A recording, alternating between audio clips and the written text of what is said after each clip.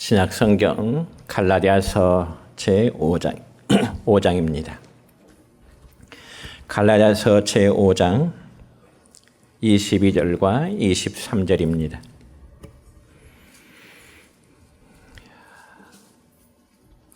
제가 봉독해 드립니다. 오직 성령의 열매는 사랑과 희락과 화평과 오래 참음과 자비와 양성과 충성과 온유와 절제니 이 같은 것을 금지할 법이 없느니라. 아멘. 사랑과 축복의 메시지 나눕니다. 사랑과 축복합니다. 네, 사랑과 축복합니다. 네, 감사합니다. 오늘 역시 신약성경 갈라디아서 5장 22절과 23절에 있는 말씀을 통해서 믿음의 열매 제7번째 충성에 대한 말씀을 드리고자 합니다. 여러분, 충성 그러면 마치 군인이 국가에 대하여나 혹은 상급 지휘관에 대한 맹세처럼 그렇게 느껴지기도 합니다. 그래서 이 충성이라는 개념 속에는 주인과 종의 관계가 되어 있는데, 여러분, 종은 자기의 주인에 의해서 자신의 모든 것이라도 바칠 수 있는 그런 각오가 되어 있어야 되는 것입니다. 그러므로 주인과 종의 관계는 사랑이나 긍휼보다는 충성과 그리고 절대의 복종이 우선되는 것입니다.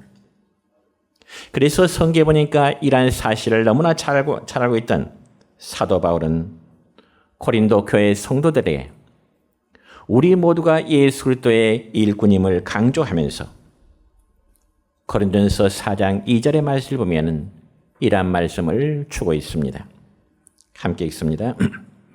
맡은 자들에게 구할 것은 충성이니라. 아멘. 맡은 자들에게 구할 것은 충성이니라. 그렇다면 우리 성도들이 맺어야 될 열매 가운데 충성이라는 말은 구체적으로 어떠한 의미가 있을까요? 여러분, 충성이라는 이 단어의 원래 의미를 보면은 믿음이나 신뢰 혹은 신용이라는 의미가 있습니다. 예를 들어 신하가 임금에게 충성한다는 것은 그만큼 서로 간에 믿음이 있다는 증거입니다. 그래서 우리가 성경에 보면은 충성의 본보기가 아주 많은데 몇 군데의 경우를 예로 들어 보자면 먼저 믿음의 사람 모세의 경우입니다. 여러분, 구약성경 민수기 12장의 말씀을 보면은 모세가 구스 지역의 여성을 아내로 맞이하게 됩니다. 그때 모세의 형과 모세의 누나는 자기의 동생 모세가 구스 여자를 아내로 맞이함에 대해서 굉장히 비방하게 됩니다. 왜냐하면 그 이유는 동생 모세가 이방 여자를 아내로 맞이했다고 하는 그러한 이유 때문이었습니다. 물론 그런 일은 오늘날 우리가 생각할 때도 당연히 비난을 받아야 할 그러한 일이 될 수가 있습니다. 왜냐하면 모세는 자기 민족도 아닌 이방인 여자를 아내로 맞이했기 때문에 그렇습니다. 그래서 구약성경 민수기 12장 7절의 말씀을 보면 이렇게 하나님은 말씀하십니다. 시작. 그는 내 온 집에 충성함이라. 그렇습니다.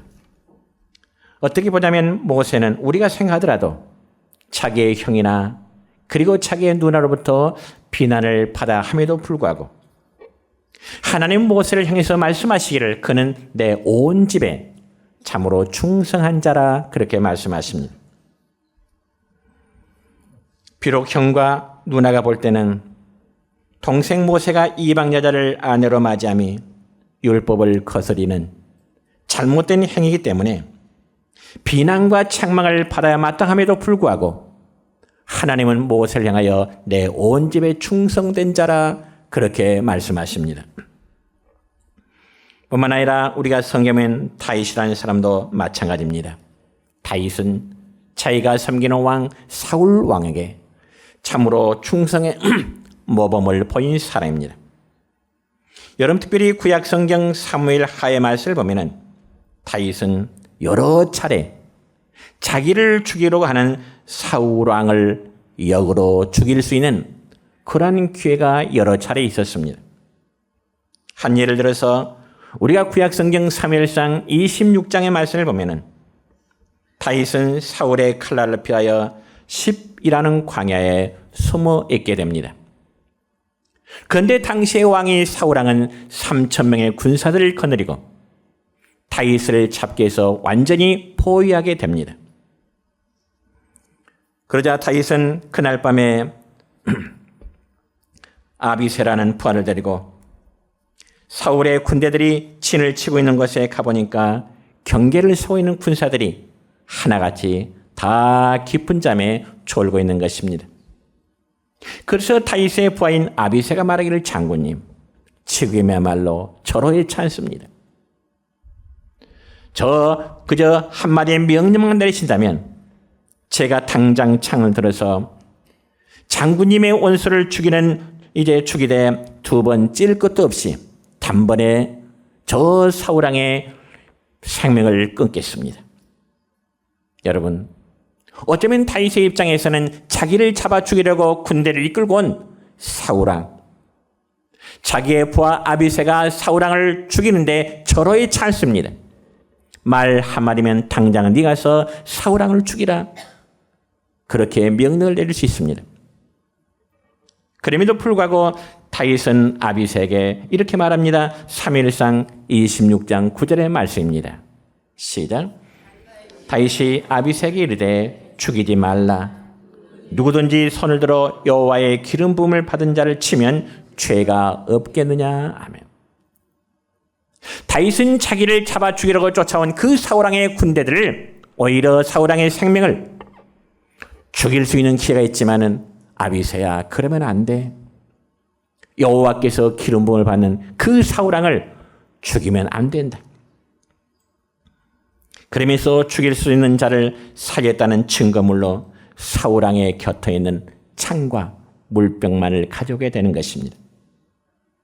그러니까 이 말씀 보면 다윗은 자기의 원수된 사울 왕이라 할지라도 그에게 충성된 신하의 본분을 결코 잃지를 않았다는 것입니다. 과거 우리나라 박정희 대통령을 살해했던 김재규와는 전혀 다른 모습입니다. 그리고 또 한 사람을 더 소개하자면 사무엘하 11장의 말씀을 보면 다윗 왕에게 충성했던 우리아의 장군의 경우입니다. 여러분, 이스라엘 군대는 당시 암몬 족속과 전쟁을 하는데, 자기의 군사는 전쟁터에 전쟁하는데 이 다윗은 왕궁에서 한가롭게 낮잠을 자고 있었습니다.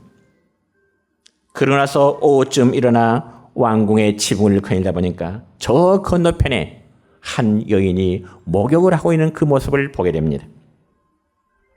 그래서 성경에 보니까 그 여인의 모습이 심히 아름다워 보인지라 그렇게 말씀합니다. 그러자 다윗 왕의 마음속에 한 여인이 목욕하는 모습을 보고 마음이 음욕이 생기게 됩니다. 그래서 다윗은 신하를 시켜서 그 여인을 데려보니 자기 신하인 우리아의 아내 밧세바라는 여인이었습니다. 여러분, 그렇다면 다윗 왕이 정상적인 사고를 가지고 있다면 그 다음 어떻게 행동을 해야 될까요? 물론 한순간 음욕의 마음으로 그 여인을 불러왔지만은 다시 돌려보내야 하는 것이 어쩌면 왕으로서의 정상적인 판단이었을 것입니다. 왜냐하면 그 여인은 다른 사람도 아닌 자기의 충성스러운 신하 우리아의 아내였기 때문에 그렇습니다. 그럼에도 이미 다윗의 마음속에는 음행이 불리듯 일어나게 되고 그 여인과 동침을 하게 되었고, 그로 인하여 밧세바라는 여인은 임신을 하게 되었습니다. 그러자 다윗은 그러한 사실을 감추기 위해서 전쟁터에 나가 있는 자기의 충성스러운 신하 우리아를 불러들이고, 그리고 잠시 동안 자기 집에 들어가서 아내와 함께 하라고 하는 호의 아닌 호의를 베풀게 됩니다. 그렇지만 여러분, 충신 우리아의 반응이 어떠했을까요? 여러분, 이 점에서 사무엘하 11장 9절의 말씀을 보면 이런 말씀이 기록되어 있습니다. 시작. 우리아는 집으로 내려가지 아니하고 왕궁 문에서 그의 모든 부하들과 더불어 잔지라.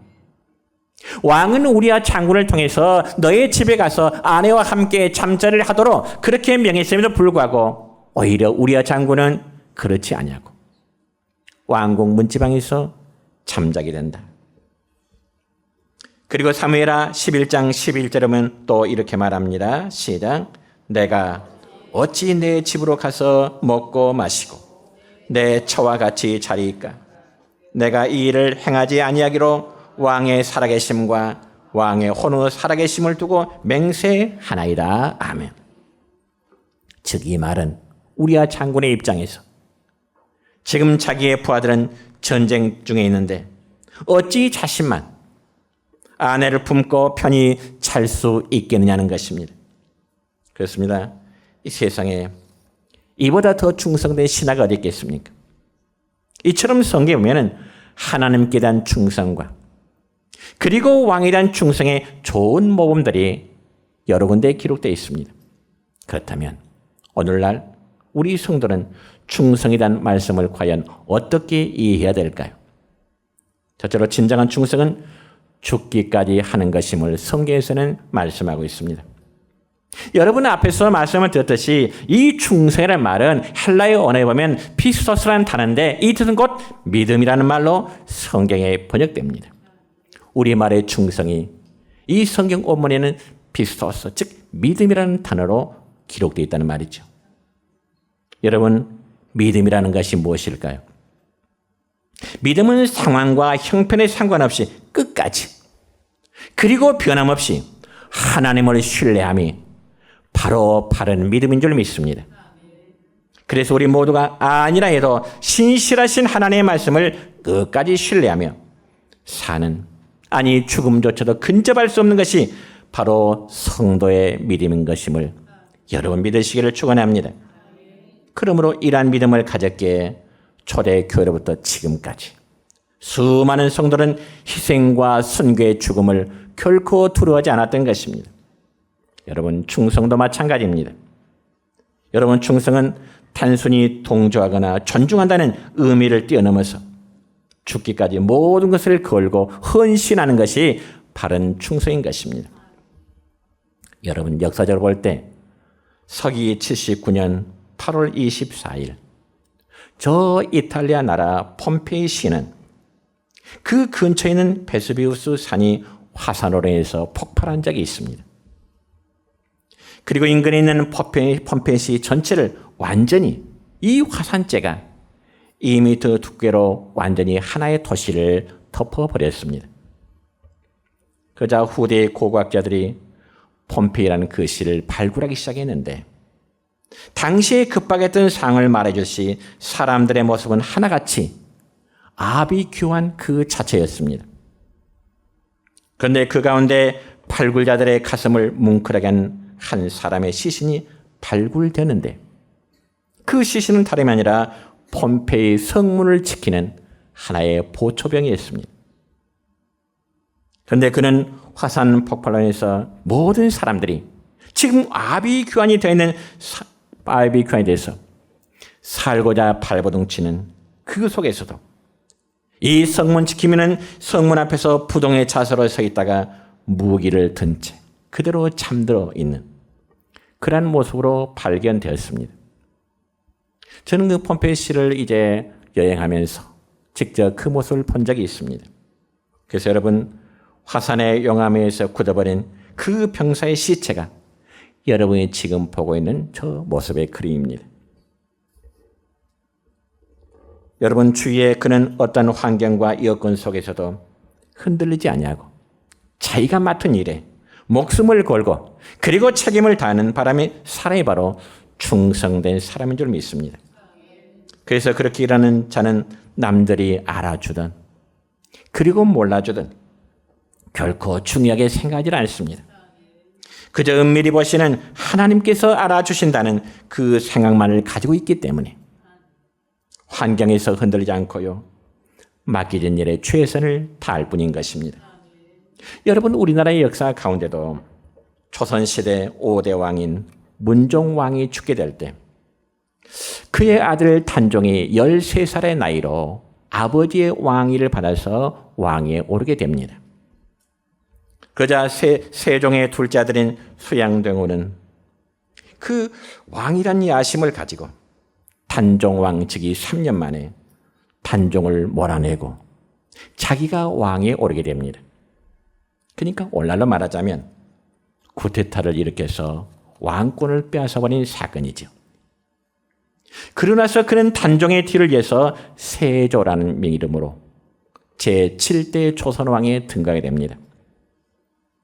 그러나 세조의 잔인한 왕위 찬탈에 붕괴한 6명의 신하들이 있었습니다. 우리가 잘 아는 대로 성삼문, 박백년, 하유지 등등 그의 6사람. 그 6사람이 주정이 되고요. 많은 문무 대신들이 뜻을 같이 해서 비밀리에 다시금 단종을 왕위로 복귀시키도록 결의를 하게 됩니다.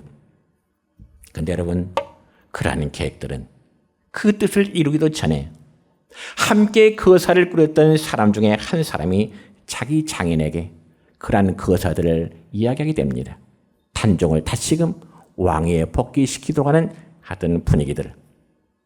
근데 함께 거사를 꾸몄던 그 사람이 자기의 장인에게 말하고 또 장인은 결국 이제 왕에게 보고하게 됩니다. 그래서 결국 6명의 신하들은 처참한 죽음을 갖게 되고요. 그들을 우리는 역사 속에서 사육신이라 그리고 충신이라 그렇게 불려지고 있습니다. 사랑하는 성도 여러분이여, 옛날의 연려는 비록 자기 남편이 죽더라도 다른 데 시집가지 않고 홀로 자기의 위치를 끝까지 지키는 자를 연려라 그렇게 불려졌고요. 또한 충신은 한 왕을 위해서 자기의 목숨을 내놓을 수 있는 그런 자를 충신이라 그렇게 불려왔습니다. 그와 마찬가지로 하나 앞에 참으로 충성된 성도라면 당연히 자신의 생명이라도 내놓을 수 있는 신앙의 자세를 가져야 하는 것이 마땅함을 여러분 믿으시길 바랍니다. 우리 모두에게 이런 각오가 되어 있을까요? 주님을 위해서라면 끝까지 변함없는 정말 믿음과 신앙의 철개를 지킬 수 있겠느냐 하는 것입니다. 방금 저도 말씀을 드렸지만 조선시대의 사육신들은 왕을 향한 지조가 있었습니다. 그리고 그 왕을 섬기기 위해서 자신들의 생명까지도 내놓았듯이 우리 성도들이라면 주님을 향한 신앙의 절개를 끝까지 지키면서 교회의 섬김에 대한 지조를 굳게 지키시기를 주님의 이름으로 축원합니다.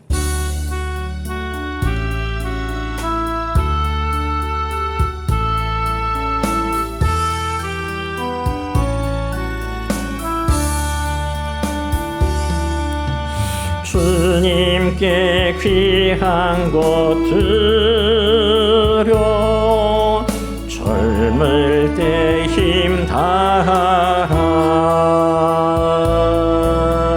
진리 싸움을 할 때 열심을 다하여라 모범을 보이신 예수 굽히지 않으셨네 너희는 충성을 다해 주님을 섬기어라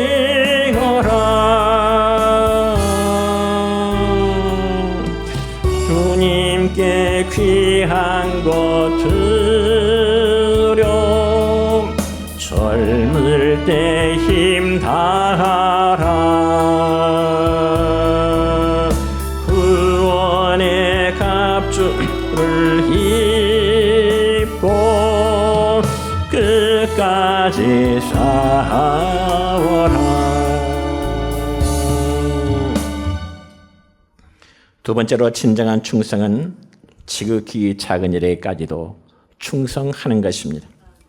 여러분 대부분의 사람들은 어떤 일에 대해서 의미 있고 그리고 가치 있다고 생각하는 일에는 나름대로 동기를 부여하면서 최선을 다하고자 합니다. 반대로 사소하고 지극히 작은 일이라 생각하는 일에는 별다른 의미를 갖지 않습니다. 그리고 그런 일을 맡긴 자들에게 불만을 표출한다든지 때로는 자존심에 큰 상처를 입기도 하는 거죠. 여러분, 얼마 전에 TV를 보니까 여러 직종에 근무하는 직장인들이 나와서 자신들의 직장 생활한 이야기를 이제 나누는 것을 보았습니다. 그때 사회자가 그 다양한 직장인들에게 묻기를, 여러분들이 직장 생활하면서 가장 불만스러운 점이 무엇입니까? 이렇게 물었습니다. 그때 어떤 사람이 대답하기를, 회사나 상사가 자신의 능력을 알아주지 않는 것이 참 불만스럽습니다. 그렇게 답하는 것을 보았습니다. 즉, 자신들이 생각할 때는 더 큰 일도 해낼 수 있는 능력이 자기들에게 있는데 상사들이 자신들에게는 하찮은 일만 시킨다는 거죠. 그러다 보니 자신들의 능력을 발휘할 수가 없고요. 또한 업무의 성과가 별로 드러나지 않는 것에 대한 스스로의 불만을 가지고 있다 하는 이야기였습니다. 그러니까 자신의 능력이 한 80이나 90이 되는데 50, 60 정도에 불과한 하찮은 일만 시킴에 대한 불만이었다는 이야기입니다.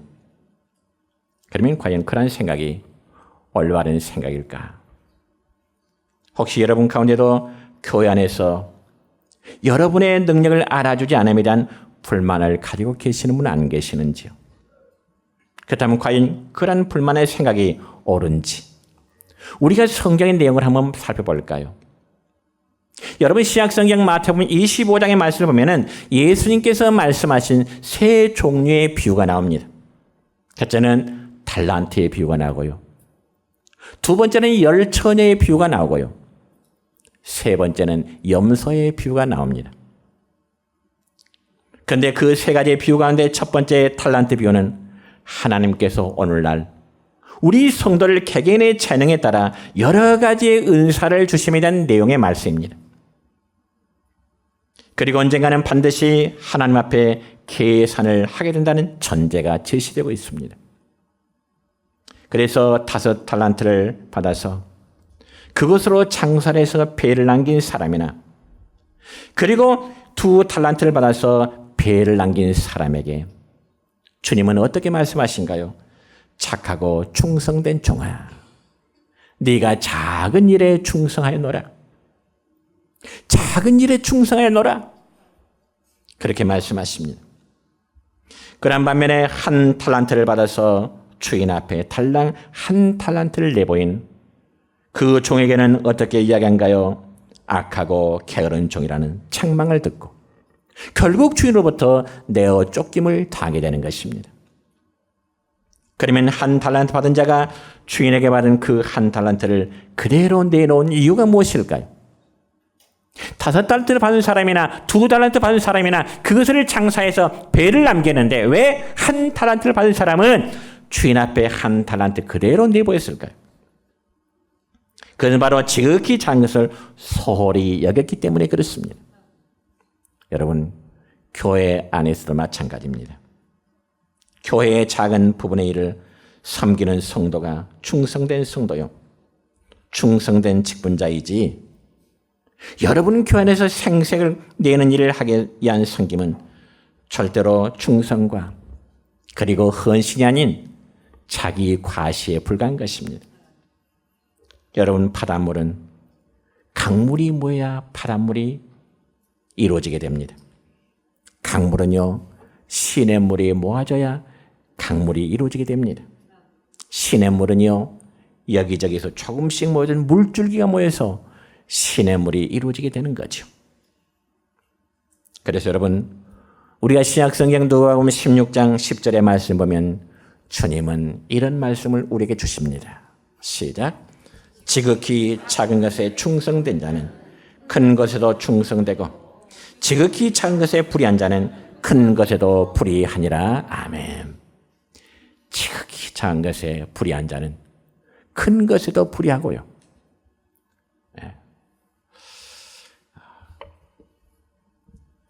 지극히 작은 것에 불의한 자는 큰 것에서 불의하다. 여러분, 하나님 앞에서 작은 일은 없습니다. 믿습니까? 하나님 앞에서 행하는 작은 일은 없습니다. 교회당 청소 한번 하는 건 결코 작은 일이 아닙니다. 또한 기관에서 어떤 일을 하고자 할 때 동참하는 일, 그게 바로 주님을 섬기고 교회를 섬기는 충성이지요. 무슨 대단한 일을 하면서 생색을 내고자 하는 것은 충성이 아니라는 거죠. 그렇다면 여러분은 하나님 앞에서 주님의 몸 된 교회를 위해서 얼마나 스스로 충성하고 계신다고 생각하십니까? 여러분은 충성된 분이신가요? 바닥에는 드러나는 어떤 큰 일보다는 작은 일에 함께 섬길 때, 기관에 함께 동참할 때 하나님 앞에 아름다운 일이요 충성된 자라 칭찬받는 일임을 여러분 믿으시기 바랍니다. 저는 지금까지 목회하면서 얻게 되는 진리 가운데 드러내지 않고 작은 일에 동참하는 성도일수록 정말 겸손히 충성된 성도라 그렇게 인정해 드리고 싶습니다. 다른 사람이 알아주든 알아주지 않든 그저 하나님 앞에 충성되지 않은 남을 의식하지 아니하는 섬김의 자세인 줄 믿습니다. 그렇다면 여러분, 우리 성도들이 충성스러운 삶을 살아갈 때 성경에서는 과연 우리에게 어떤 복을 약속할까요? 첫째는 생명의 멸류관을 얻게 되리라 성경에서는 약속합니다. 여러분, 사람은 누구나 자기가 일한 대로 보응을 받게 되는데 그 보응이란 어떤 구원의 여부에 있음이 아니고 상급에 관련된 것입니다. 그래서 어떤 분은 믿음으로 구원을 받았지만은 상급이 없는 성도가 있는가 하면 반대로 믿음으로 충성된 자가 하나님 앞에 큰 상급의 보응을 받게 되는 그런 경우도 있습니다. 그래서 우리가 요한계시록의 말씀을 보면은 주님은 서머나 교회를 향해서 요한계시록 2장 10절의 말씀을 보면 이런 권면의 말씀을 주십니다. 함께 읽습니다. 네가 죽도록 충성하라. 그러면 내가 생명의 관을 내게 주리라. 아멘. 그냥 충성하라가 아니라 수식어가 네가 죽도록 충성하라. 그러면 내가 생명의 관을 내게 준다. 그러니 무슨 말이 더 이상 필요하겠습니까? 여러분, 우리가 성경에 보면은 하나님 앞에서 충성된 자가 받을 멸류관에 대해서 한 5가지로 표현하고 있는데 생명의 멸류관, 썩지 않는 멸류관, 그리고 사랑의 멸류관, 의의 멸류관, 그리고 영광된 멸류관. 그러므로 이러한 모든 종류의 멸류관은 성도의 행위에 따라 받게 될 영광을 의미하게 되는 것입니다. 그래서 하나님께서 인정하시는 충성된 자는 마지막 때 생명의 멸류관, 영광스러운 멸류관 받게 됨을 여러분 믿으시기 바랍니다. 두 번째로 충성스러운 성도는 자손들이 복을 받게 되리라고 성경에서는 약속하고 있습니다. 여러분, 부모가 하나님께 충성하면, 충성의 씨앗을 뿌리면 그 자녀들이 복을 받게 되리라고 약속하고 있습니다. 특별히 우리가 구약성경 느헤미야서의 말씀을 보면 이스라엘 백성들이 바벨론 포로 생활을 끝마치고 그리고 1차, 2차, 3차에 걸쳐서 예루살렘으로 귀환하게 됩니다. 그리고 그들은 허물어진 성전을 재건축하고 또한 허물어진 성전 벽까지 다시 복구하게 됩니다.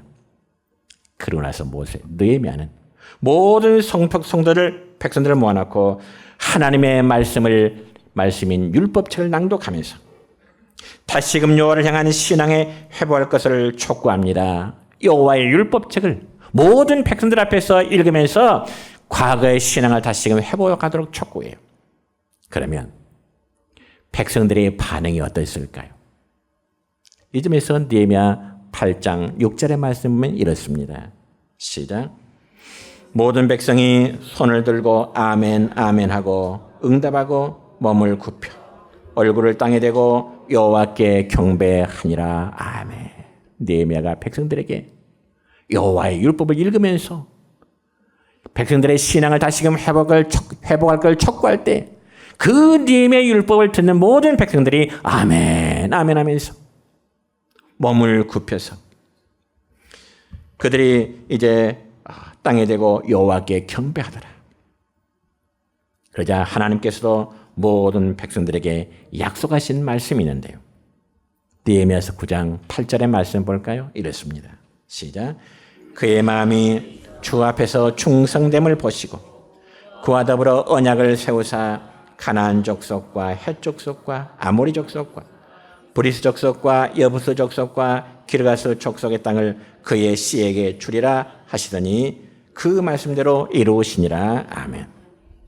그러므로 하나님은 믿음의 부모된 성도들의 충성됨을 보시고 그의 후손들에게도 복을 주신다는 이 약속의 말씀 믿으시기 바랍니다.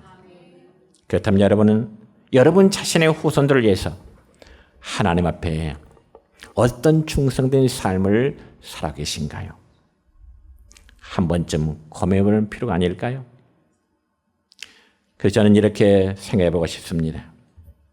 우리가 하나님 말씀 앞에 충성하는 삶은 곧 우리 개개인의 당연한 의무이기도 하지만은 더 나아가 우리의 후손들이 복을 받게 되는 지름길을 마련해 놓는 것이다. 저는 그렇게 한번 정해 보고 싶습니다. 여러분, 세상에 어느 부모가 자식 못 되기를 바라는 부모가 있겠습니까? 자식들이 잘 되기를 바라는 마음은 이 지구상의 모든 부모들의 똑같은 마음일 것입니다. 그렇다면 우리는 우리 자신만이 아니라 우리의 후손들이 잘 되기 위해서 여호와의 계명을 잘 지키는 복의 씨앗을 그리고 충성의 생김을 씨앗을 뿌리는 여러분 되시기를 축원합니다. 여러분, 출애굽기 20장 6절의 말씀을 보면 이런 말씀이 있습니다. 시작. 나를 사랑하고 내 계명을 지키는 자에게는 천대까지 은혜를 베푸느니라. 아멘. 이게 바로 하나님의 약속입니다. 나를 사랑하고 내 계명을 잘 지키는 자에게는 천대까지 은혜를 베푼다. 하나님의 말씀임을 여러분 믿으시기 바랍니다. 하나님께서는 충성된 자에게 복을 주실 뿐만 아니라 그의 가족과 자녀까지도 큰 복을 받게 하시는 분이십니다.